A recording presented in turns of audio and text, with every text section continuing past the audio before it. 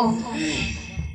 बहुत ही सम्माननीय आदरणीय पूज्य आचार्य जी रक्षपालारी जी, बहुत ही सम्माननीय आदरणीय आज हमारे मध्य में आचार्य जी की धर्मपत्नी आ गई हैं, माता जी, सभी उनके परिवारीजन, बहुत ही सम्माननीय आदरणीय बुलंदशहर से पधारे हुए रविदेव आचार्य जी, जिन्होंने बहुत सुंदर इतिहास हमारे मध्य में सुनाया।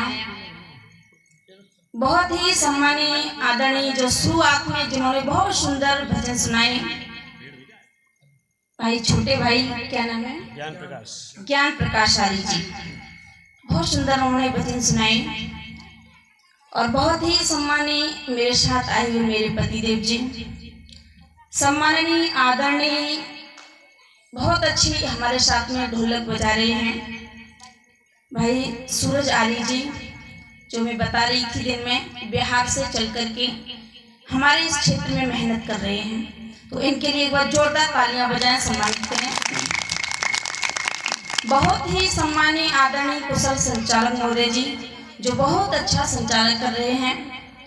और सम्माननीय आदरणीय जिनको बार बार नमन, जिन्होंने ऐसा धर्म का कार्य कराया, सभी आर्य समाज के अधिकारी पदाधिकारीगण, ग्रामवासियों, इस पावनमयी भक्ति भूमि पर सीता अनुसुईया के चरित्र को चरितार्थ करने वाली पूज्य मेरी माता मां शक्ति, सभी साथी बहन भाइयों, और बहुत सुंदर जिनका साउंड चल रहा है हमारे साउंड वाले भैया करमवीर जी।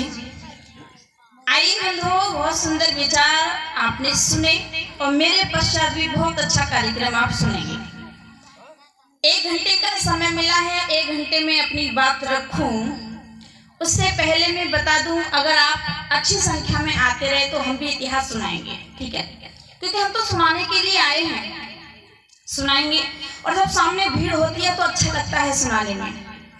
जैसा कि आचार्य जी ने बहुत सुंदर इतिहास सुनाया, आपको और भी इतिहास सुनाए जाएंगे। आइए मैं अपनी बात शुरू करती हूँ। माताओं बंधुओं, आप सभी जानते हैं इस देश को सोने की चिड़िया कहा जाता था। ये देश विश्वगुरु रहा और है, रहेगा। लेकिन याद रखना, थोड़ा सा बिगाड़ हुआ इस देश के अंदर, और ये देश विश्वगुरु कहलाने वाला आज अपनी दुर्दशा पर सिसक रहा है। क्या चला गया मेरे देश से? कुछ भी नहीं गया, केवल और केवल संस्कार चले गए। आज संस्कार विहीन हमारे परिवार हो गए। माताओं बहनों, आज हमारे परिवार घरों से संस्कार चले गए, गायब हो गए। निवेदन कर दूं बंधुओं, माताओं, आप कभी भी बुजुर्गों में बैठा करो ना, बुजुर्गों में बैठा करो, आपके बाबा हो दादी हो उनके पास बैठा करो, कुछ सीखा करो। मेरे मायके में, मेरे घर में मेरे बाबा थे, 102 वर्ष के होकर के वो खत्म हो गए। 2-3 महीने हो गए। जब मैं अपने पिताजी के घर जाया करती थी तो अपने बाबा से बातचीत करती थी, बाबा मुझे पहले जमाने के विषय में बताओ। बताते थे, बड़ा आनंद आता था। वो कहते थे, बेटी पहला जमाना ऐसा था कि खुली किवाड़े सभी सो जाया करते थे, ना कोई ताला देता था ना ताली देता था, ताला ताली नहीं लगा करते थे, ना कोई डर था ना दहशत थी, खुली किवाड़े सो जाया करते थे। भाई भाई में बड़ा प्यार हुआ करता था, बाप बेटों में बड़ा अच्छा रिश्ता हुआ करता था, बाप बेटों जैसा। और दौरानी जिठानियों में भी बड़ा प्यार हुआ करता था, प्रेम हुआ करता था। अगर कोई जिठानी कहीं रिश्तेदारी में जा रही होती थी तो अपनी छोटी बहन दौरानी से कहती थी, बहन ले मेरे घर की चाबी पकड़ और सुन, कोई जरूरत पड़े तो ताला खोल लेना, सामान निकाल लेना। ये कह करके जाती थी जिठानी। अगर दौरानी कहीं जा रही होती थी रिश्तेदारी में तो वो भी कहती थी, दीदी लो मेरे घर की चाबी पकड़ो, अगर कोई जरूरत पड़े तो सामान निकाल लेना। ऐसा व्यवहार हमारे घरों में माताओं हुआ करता था, ऐसा माहौल हमारे घरों में हुआ करता था। कभी भाई भाई में लड़ाई झगड़ा नहीं हुआ करता था। लेकिन याद रखना, आज भाई का भाई दुश्मन बना बैठा है।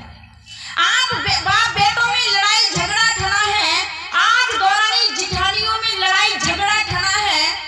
याद रखना आज युद्ध होते हैं दौरानी जिठानियों में जरा जरा सी बात पर, लेकिन आप पीछे अपने इतिहासों को देखो, हमारी दादियों में कभी लड़ाई झगड़े नहीं हुआ करते थे, बड़े प्यार से रहा करती थी, प्रेम से रहा करती थी। और बंधुओं, अगर भाई भाई में भी या दौरानी जिठानियों में कभी लड़ाई झगड़ा हो जाता था ना, मनमुटाव हो जाता था, तो घर में ही सुलझा लिया करते थे। पहले घरों के अंदर चौका हुआ करते थे, यहाँ भी मुझे चौका देखने को मिला, अब तो नहीं है, कहीं कहीं देखने को मिलते हैं, कच्चे चौका हुआ करते थे। आज तो रसोइयां बन गई हैं, है ना, रसोई में तो चप्पल पहन करके भी चले जाते हैं, लेकिन चौकाओं में ऐसा नहीं होता था। चौकाओं में क्या होता था, लीप पोत करके साफ सुथरा रखते थे और फिर उसमें चप्पल बाहर उतार करके अंदर जाया करते थे। चौकाओं में ऐसा हुआ करता था। तो माताओं बंधुओं, अगर घर में कोई बात हो जाया करती थी तो परिवार के लोग चौके तक सीमित रहने देते थे, सुलझा लिया करते थे। और माताओं बंधुओं, जहां पर पुलिस रहती है उसे क्या कहते हैं, चौकी, है ना, थाना चौकी। तो याद रखना, घर में कोई बात हो जाया करती थी, चौके तक सीमित रहने देते थे। घर की बात, चौके की बात चौकी तक नहीं जाने देते थे। बड़े आनंद में लोग रहते थे, बड़ा अच्छा जीवन था लोगों का। लेकिन याद रखना, जब से हमारे घरों से चौका गायब हो गए, तब से हमारे घरों की चौके की बात सीधी सीधी कहाँ जाना शुरू हो गई, चौकी में जाना शुरू हो गई। ओहो, परिवार मिटने लगे। आज भाई का भाई दुश्मन बना बैठा है, बाप बेटों में लड़ाई झगड़ा खड़ा है, दौरानी जिठानियों में लड़ाई झगड़ा खड़ा है।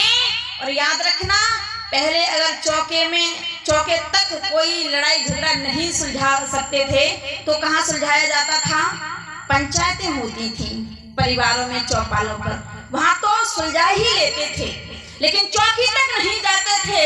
लेकिन याद रखना, आज चौके को छोड़ो, पंचायतियों को छोड़ो, कोई नहीं पूछता, आज तो सीधी सीधी चौकी में जाते हैं। याद रखना माताओं बंधुओं, अगर अपने परिवार को बचाना है, अपने घर को बचाना है, तो अपने घर की बात घर में ही सुलझाना सीख लो। बर्बाद होने से बच जाओगे, हमारे बच्चे अच्छे बन जाएंगे। याद रखना माताओं, कवि ने बड़ा सुंदर गीत लिखा, दुनिया के लोगों, अगर अपना सुख चाहते हो, परिवार का भला चाहते हो, तो चौके की बात चौकी में सुलझाना सीख लो। और क्या लिखा, सुनिए।